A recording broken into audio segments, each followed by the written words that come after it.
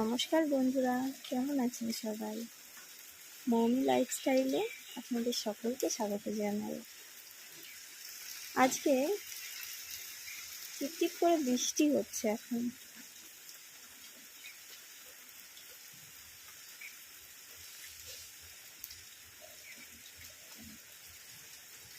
ছোটবেলায় এই বৃষ্টিটা খুব উপভোগ করতাম।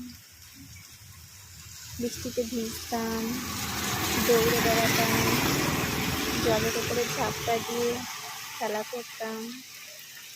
সেই দিনগুলো সত্যিই এখন একটু আগে দেখছিলাম কয়েকটা বাচ্চা মিলে খেলা করছিল, বৃষ্টিতে ভিজছিল, দেখে বেশ ভালোই লাগলো।